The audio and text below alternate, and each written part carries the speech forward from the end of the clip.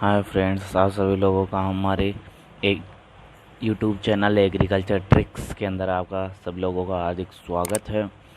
हम आशा करते हैं कि हमारे द्वारा बनाई गई वीडियो आप सभी लोगों को बहुत बहुत पसंद आई होगी और आप लोगों ने खूब देखा होगा। तो फ्रेंड्स, अपन ने कि जैसे कि एग्रीकल्चर से रिलेटेड जो मोस्ट कॉम्पिटिटिव एग्ज़ाम्स होती हैं उनके लिए या SRF JRF या प्री पीजी या PET या BHU के रिगार्डिंग जो भी वीडियो बना रहे हैं तो उनके अंदर जो मोस्ट इम्पोर्टेंट होते हैं उनके रिगार्डिंग अपन वीडियोस बना रहे हैं और उनके बारे में जो नई नई ट्रिक्स होती है कि उनको आसानी से कैसे याद रखा जाए उस चीज़ की अपन डिस्कस करते हैं हम। चलो इसी कड़ी के अंदर फ्रेंड्स आज अपन लेके आए हैं प्लांट फिजियोलॉजी, क्योंकि क्योंकि प्लांट फिजियोलॉजी के अंदर अपने नॉर्मल से नॉर्मल हर जगह कुछ ना कुछ मोस्ट इम्पोर्टेंट क्वेश्चन पूछे जाते हैं। तो आज अपन बात करेंगे प्लांट फिजियोलॉजी। जैसे कि आप सभी लोगों को पता ही होगा कि प्लांट फिजियोलॉजी की मतलब होता है कि पादप कार्य की। तो प्लांट्स के बारे में पढ़ेंगे, कुल मिला के बात है प्लांट फिजियोलॉजी की यानी कि प्लांट्स के बारे में पढ़ना है। तो इसके अंदर होता क्या है प्लांट फिजियोलॉजी के अंदर कि all metabolic studies in plant की जो भी उसके अंदर मेटाबॉलिक एक्टिविटीज़ होती है, जैसे कि रेस्पिरेशन, फोटोसिंथेसिस और ऑल जो भी कंपोनेंट बनना, उनका टूटना, क्रेब्स साइकिल, ग्लाइकोलाइसिस, सब चीज़ें इनके अंदर पढ़ेंगे अपन।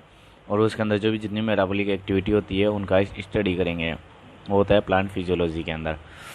तो फ्रेंड्स, जो प्लांट फिजियोलॉजी का फादर है वो है स्टीफन हेल्स। अगर वैसे इंडिया के अंदर पूछा जाए कि प्लांट फिजियोलॉजी फादर जो इंडिया का है तो वो कौन है, वो है JC बोस। ओके फ्रेंड्स, अब इसी कड़ी में अपन आगे चलते हैं कि फोटोसिंथेसिस का मतलब क्या होता है और कौन सी ये प्रक्रिया कौन सी है। ये फोटो का मतलब होता है लाइट। ये लोग तो आप लोग भी जानते हो कि फोटो का मतलब होता है लाइट। और जो ये फोटोसिंथेसिस क्रियाविधि होती है ये होती है एक तो एनाबॉलिक भी होती है और एनर्जेनिक भी होती है। यानी कि एनाबॉलिक इसलिए बोलते हैं उसको कि ये इसके अंदर सिंथेसिस होता है, और एनर्जेनिक इसलिए बोलते हैं कि उसके अंदर एनर्जी का यूज़ होता है। तो फ्रेंड्स, ये तो आप सभी लोगों को पता ही होगा। अब इसी के अंदर अपन आगे पढ़ते हैं biochemical process in the which organ material carbohydrate, कि जो बायोकेमिकल प्रोसेस है इसके अंदर ऑर्गन मटेरियल कौन सा है, कार्बोहाइड्रेट है। फ्रॉम्ड फ्रॉम ऑर्गेनिक मटेरियल, और जो इनऑर्गेनिक मटेरियल है ये ऑर्गेनिक मटेरियल हो गया कार्बोहाइड्रेट तो, और इनऑर्गेनिक मटेरियल होगा वो होगा CO2 और H2O। जो कि मोस्ट कॉमनली कई बार पूछा जाता है कि ऑर्गेनिक मटेरियल कौन सा है और इनऑर्गेनिक मटेरियल कौन सा है। तो फ्रेंड्स, इनका ध्यान रखना आप लोग। और इसके अंदर आगे in the presence of the light pigments chloroplast, यानी कि इसके अंदर जो भी ये प्रोसेस होगी फोटोसिंथेसिस की, प्रकाश संश्लेषण की जो भी अभिक्रिया होगी वो प्रकाश की उपस्थिति में होगी। और उसके अंदर जो जो प्लांट के अंदर जो पिगमेंट्स होंगे क्लोरोप्लास्ट के अंदर वो प्रेजेंट होना जरूरी है, तभी ये फोटोसिंथेसिस की अभिक्रिया कंप्लीट हो पाएगी। तो फ्रेंड्स, इसके अंदर अब आ गया light energy conserve into chemical energy light sun, कि जो सन से आने वाली लाइट एनर्जी है उसको ये कंजर्व करके केमिकल एनर्जी में चेंज करता है। कौन सी एनर्जी को लेता है, वो सूर्य से आने वाली एनर्जी को करता है। नीड्स क्लोरोप्लास्ट, और उसके अंदर जो होता है प्रकाश संश्लेषण या फोटोसिंथेसिस, उसके अंदर किस किस चीज़ की आवश्यकता होती है। तो उसके अंदर जो नीड्स होगी एक तो क्लोरोप्लास्ट की, उसके अंदर पिगमेंट्स की, जो क्लोरोफिल A जो ग्रीन पार्ट होता है उसकी, और जो जितना भी ग्रीन पार्ट होगा प्लांट का उसके सब की ज़रूरत होगी। और अब सबसे मोस्ट कॉमनली जो पूछा जाता है और इसके अंदर कई लोगों को कन्फ्यूज़न भी रहता है कि ऑक्सीडेशन और रिडक्शन किसे बोलते हैं, ये कई बार कंफ्यूज कर देता है। तो ऑक्सीडेशन से आप याद रखना कि ऑक्सीजन का जुड़ना और H2 का निकलना, और रिडक्शन का अपोजिट कर देना बस ऑक्सीडेशन से। इसके अंदर H2 का जुड़ता है और O2 का निकलता है। इस चीज़ का ध्यान रखना। और जो मोस्ट इम्पोर्टेंट क्वेश्चन वगैरह है जो पूछे जाते हैं कि फर्स्ट केमिकल फोटोसिंथेसिस किसने किया था, तो वो किया था बैक्टीरिया द्वारा। जो पर्पल बैक्टीरिया था उसने फर्स्ट जो केमिकल फोटोसिंथेसिस था वो किया था इसने। और फर्स्ट ऑक्सीजनिक फोटोसिंथेसिस जिसके अंदर ऑक्सीजन रिड्यूस हुआ था वो किया था बीजीए साइनोबैक्टीरिया, मतलब ब्लू ग्रीन एल्गी द्वारा। मैक्सिमम फोटोसिंथेसिस, जो सबसे ज़्यादा फोटोसिंथेसिस होता है वो किसके द्वारा होता है, एल्गी प्लांट्स कुछ भी एक्स वाई जेड, तो उनके अंदर सबसे ज़्यादा होता है एल्गी द्वारा। और जो फोटोसिंथेसिस होता है, जो रिडक्शन होता है, तो यानी कि कौन से एनएम की कौन सी उसको वेवलेंथ की ज़रूरत पड़ती है, वो होती है 400 से 700 एनएम वेवलेंथ। उसके अंदर ये प्रकाश संश्लेषण की अभिक्रिया कंप्लीट कर पाता है। हाईएस्ट फोटोसिंथेसिस, जो सबसे ज़्यादा कौन सी लाइट के अंदर प्लांट्स फोटोसिंथेसिस कर पाते हैं, वो होते हैं वाइट लाइट जो मिक्स वेवलेंथ के अंदर होती है उसका। और ट्रापा और Tinospora root are photosynthesis only for, ये 2 ऐसे हैं कि जिनके अंदर की रूट्स भी फोटोसिंथेसिस करती है। फ्रेंड्स, ये जो मोस्ट कॉमन है ये याद रखना। ट्रापा ये कई बार पूछा गया है कि जिनकी रूट फोटोसिंथेसिस करती है वो है, तो और भी ऑप्शन दे देते हैं और ये भी आ जाता है, तो ट्रापा याद रखना फ्रेंड्स। अब फोटोसिंथेसिस कंप्लीट हो गया अपना यहाँ पे कि ये प्रकाश की उपस्थिति के अंदर प्रकाश संश्लेषण जो होगी वो अभिक्रिया सूर्य की उपस्थिति में होगी। उसके अंदर क्लोरोप्लास्ट होना ज़रूरी है और जो ग्रीन पार्ट होता है वो और क्लोरोफिल उपस्थित होना चाहिए। और जो ये फोटोसिंथेसिस होगा ये रिडक्शन और ऑक्सीडेशन दोनों प्रोसेस होती है इसके अंदर। ये क्या होता है, एनाबॉलिक भी होती है और एनर्जेनिक भी होती है ये फोटोसिंथेसिस।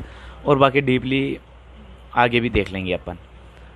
अब जैसे कि रिडक्शन, अब रिडक्शन अभिक्रिया कैसे होती है इसके अंदर ये याद रखना कि जैसे कि प्लांट्स के अंदर होगा CO2 होगा और H2O, इनसे मिलकर बनाएगा ये ग्लूकोज C6H12O6, ये ग्लूकोज बन गया। इधर ये ऑक्सीजन रिड्यूस हो गई और इधर ये जल निकल गया। तो ये देखो आप इसके अंदर ये अभिक्रिया हो रही है, इसके अंदर देखिए कि रिडक्शन, क्योंकि H2 जुड़ रहा है इसके अंदर, है ना। और जो H2O था इसके अंदर से ऑक्सीजन ये निकल रहा है, तो ये क्या हो गई, ऑक्सीडेशन भी हो रहा है इसके अंदर और रिडक्शन भी हो रहा है। और जो ये अभिक्रिया होगी जिसके अंदर ये ग्लूकोज वगैरह बनाएगा, तो ये अभिक्रिया ही होगी वो किसकी उपस्थिति में होगी, लाइट के प्रेजेंस होना ज़रूरी है। पिगमेंट्स जो क्लोरोप्लास्ट होता है जिसके अंदर फोटोसंश्लेषण होता है वो होना ज़रूरी है। और जो रिडक्शन और ऑक्सीडेशन अभिक्रियाएं होंगी वो आपको मैंने बताई दी है। अब आते हैं आगे। ये एक सेल है, आपको मैं एक सिंपल सी चीज़ बताता हूँ जिससे आपको याद रहेगा। जैसे कि ये कोई प्लांट है, अब इस प्लांट से अपन काटेंगे एक लीफ। अब लीफ से लेंगे अपन एक सेल, और अब इस सेल को और भी जूम करके देखेंगे, वो ये स्ट्रक्चर है। जो ये पूरा होगी, ये पूरी ये एक सेल होगी। इसके अंदर ही जो ये ऊपर होंगे ये क्वांटासोम्स होंगे, ये थाइलेकोइड्स होंगे, ये रूबिस्को एंजाइम होगा, इधर सर्कुलर DNA पाया जाएगा। और मतलब कि इस पूरे को बोलेंगे ग्रेना पार्ट। और ये तथा हो जाएगा, ये तो ग्रेना हो जाएगा। और ये पूरा खाली बचेगा वो हो जाएगा स्ट्रोमा।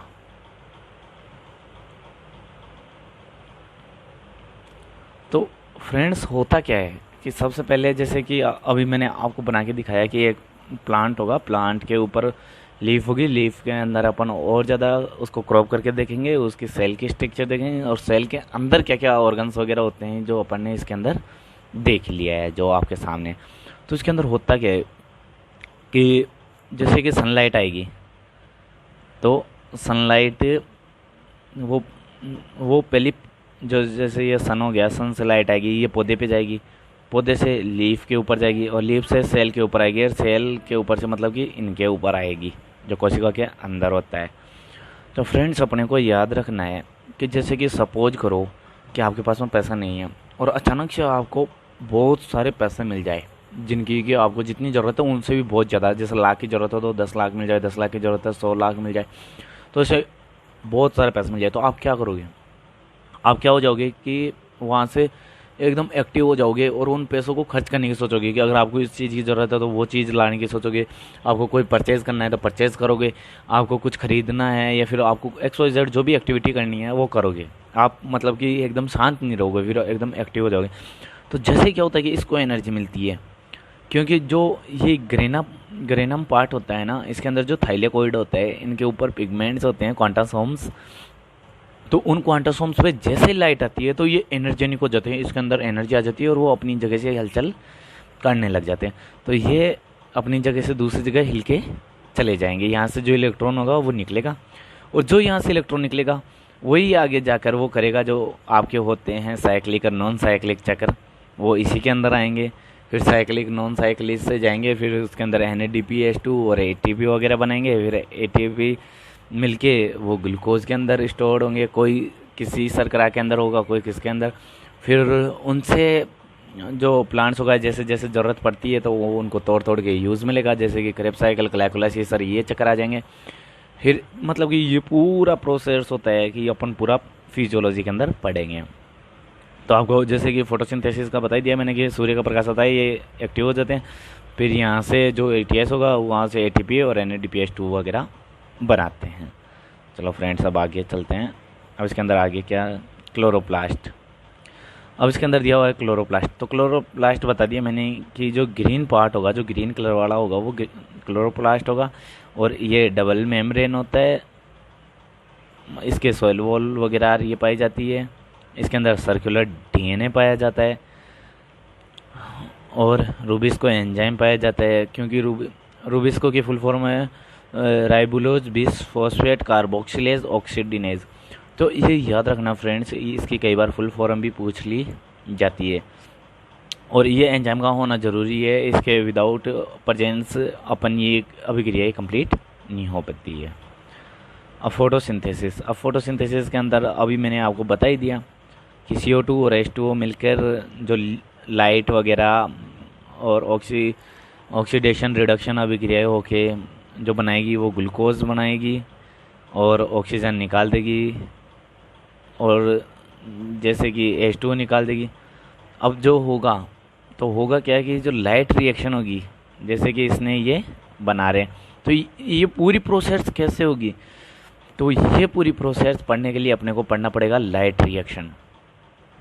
तो लाइट रिएक्शन होगी, उसके अंदर क्या होगा कि H2O टूटेगा और O2 निकल जाएगा और जो नॉन साइक्लिक होता है ना, उसके अंदर जो इलेक्ट्रॉन एक गायब हो जाता है वो आता है, वो H2O से ही आता है, वो यही अभिक्रिया दी हुई है।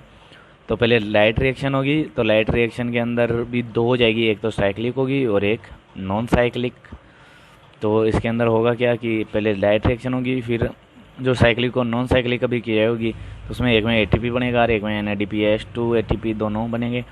तो उन दोनों को मिला के ये आ गया। फिर इन दोनों से फिर डार्क रिएक्शन होगी, जो डार्क रिएक्शन होगी उसके अंदर CO2 आएगा, CO2 से मिलकर जो स्टोमा और ग्रेना में जो यानी कि ये स्टोमा के अंदर हो जाएगी और फिर जो ग्लूकोज बनेगा फिर उसका अलग अलग जो C3 प्लांट्स में कैसे डिवाइडेशन होगा, C4 के अंदर कैसे डिवाइडेशन होगा और केम प्लांट्स के अंदर कैसे डिवाइडेड होगा। तो इस चीज़ का अपन नेक्स्ट वीडियो के अंदर डिटेल से पढ़ेंगे कि कैसे क्या होता है, कैसे क्या नहीं होता, फोटो रेस्पायरेशन कैसे होता है, इनके अंदर जो मॉडिफिकेशन होता है कि C3 C4 केम प्लांट्स के अंदर वो मॉडिफिकेशन कैसे कैसे हुआ है, किन किन बेस के आधार पर हुआ है। जैसे कि C3 प्लांट्स तो वैसे रहते हैं, फोटो रेस्पायरेशन होता रहता है, लेकिन एनाटोमी के अंदर चेंज कर लेते हैं C4 प्लांट्स ताकि कि उसके अंदर फोटो रेस्पायरेशन ना हो, उसके अंदर क्रेंज एनाटोमी आ जाती है। केम प्लांट्स होते हैं वो अपनी फिजियोलॉजी के अंदर ही चेंज कर देते हैं, मॉडिफिकेशन कर देते हैं ताकि फोटो रेस्पायरेशन ना हो सके, ताकि इस वजह से कि जो भी होता है और जो इसके अंदर जो फिजियोलॉजी कल चेंज होता है वो होता है कि दिन में तो क्लोज रहते हैं उसके स्टोमेटा और नाइट के अंदर ओपन होते हैं, जिससे कि प्लांट के अंदर जो वाटर होता है उसका ज़्यादा लॉस ना हो सके। तो थैंक यू फ्रेंड्स, ये वीडियो आपको पसंद आएगा और इसके अगले चैप्टर को ऐसे ही कंटिन्यू रखेंगे। और प्लांट फिजियोलॉजी से जितने भी क्वेश्चन आने वाले हैं उनके मोस्ट क्वेश्चन भी मैं नोट्सों के साथ में देता रहूँगा। और पीडीएफ चाहिए तो कमेंट बॉक्स में आप मैसेज कर सकते हो और आपको पीडीएफ भी मिल जाएगी। और इनके अलावा भी कोई अदर सब्जेक्ट के बारे में कुछ जानना हो या ट्रिक्स वगैरह चाहिए तो आप फ्रेंड्स मुझे मैसेज ये कमेंट बॉक्स में लिख के बता सकते हो। थैंक यू फ्रेंड्स, लाइक करें, शेयर करें और कमेंट करना ना भूलें।